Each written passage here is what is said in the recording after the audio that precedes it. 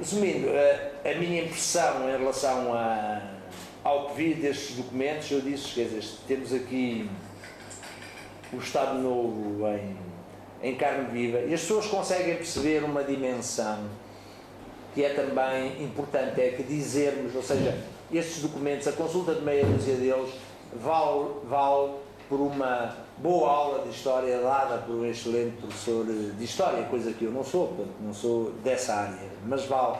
As pessoas percebem aqui, uma coisa é dizer-se que era uma ditadura que asfixiava as pessoas, que não havia liberdade, etc. Isso é uma coisa. Outra é nós estarmos a ver como é que as coisas aconteciam em concreto, isto são documentos oficiais, e vermos que os portugueses viviam, não estou a falar das pessoas mais esclarecidas, dos que eram desafetos do regime, ou daqueles que mesmo não tomando posição pública, mas que eram esclarecidos, não, estou a falar dos milhões que ao longo destas décadas ajudaram a sustentar também, quer dizer, por inércia, o regime salazarista até ao 25 de abril de 74, e que era, as pessoas sem o saberem, funcionavam, portanto, Portugal era foi um campo de concentração durante várias décadas, não é?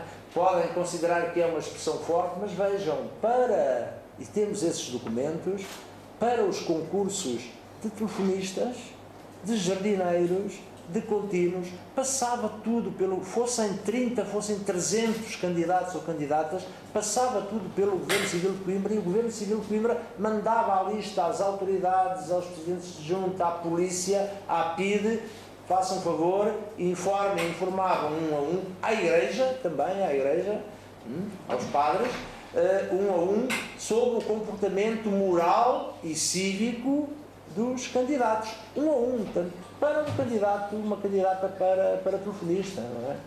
Curiosamente, em relação à Igreja, havia aí, ainda não pudemos, evidente, não digitalizámos, não compulsámos, não estivemos a ver com atenção os documentos todos, como é evidente, mas, por exemplo, passámos os olhos por foi uma aluna até que chamou a atenção em relação a isso. Havia aí um padre, não sei agora o nome, que era um padre de gancho, e que respondeu torto ao operador civil, a dizer que tinha mais que tinha nada que estar a fazer referências ao comportamento moral ou ético da Maria Joaquina, etc. Não é? Portanto, há casos destes também. Mas essas coisas passavam, não é?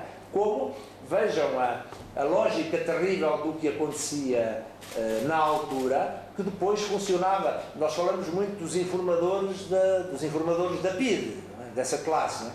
Mas havia muitos, não eram os... quer dizer, havia os informadores da PIDE, mas depois havia outra classe, não é?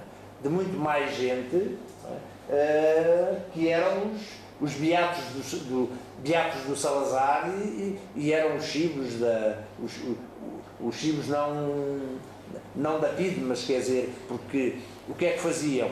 A lógica era esta, desde que fosse acólito, parecesse do regime, que andasse com as mãos postas e que ajoelhasse em relação ao regime, tinha todas as condições para funcionar aquilo que funciona em qualquer sociedade, seja ditatorial, seja democrática, que é o mal da inveja e outros males, porque recebia o pedido para dar uma informação em relação a A, ele não gostava, tinha ciúmes do sucesso disto ou daquilo, etc, etc, e dava uma informação a dizer, não, isso é um escardalho, ele vai para o café, a dizer, e podia ser tudo mentira, e essa pessoa ficou para o resto da vida condicionada, não é? Portanto, ou seja, houve muita gente que morreu em Portugal, podia ter sido excelente, podia ter tido oportunidades, e que não teve, pela simples denúncia de um vizinho que o fez, não é? Portanto, e temos esses casos aqui, não é?